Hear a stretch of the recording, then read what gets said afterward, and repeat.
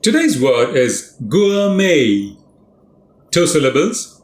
The first syllable is stressed, but note the way the first syllable is spoken. Gour, oo. That's called a diphthong. Oo and together. Gourmet. It means a high-end food prepared with exotic ingredients and elaborate preparations.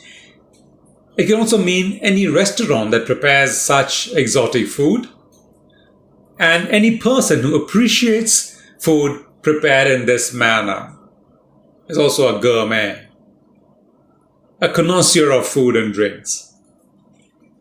Primary use is gastronomy and culinary science. It's used only for food.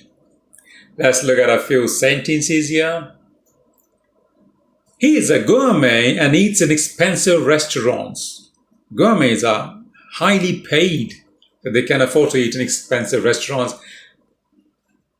Kerala's cuisine is essentially gourmet with slight culinary twists among the regions. Slight culinary twists. For instance, some people use curd while others use mango as a slight culinary twist, but it's essentially gourmet. A new gourmet store has opened up near our colony that sells almost all kinds of hard-to-find exotic ingredients. Gourmet store. A store that sells ingredients for gourmet dishes is a gourmet store.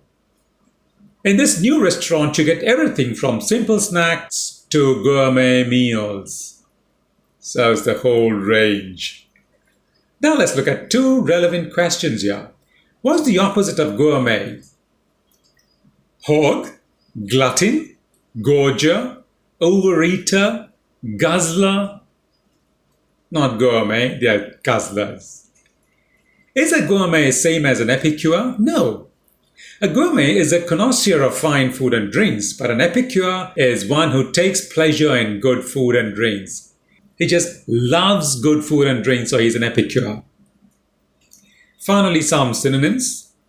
Food bon vivant, gastronomist, aficionado.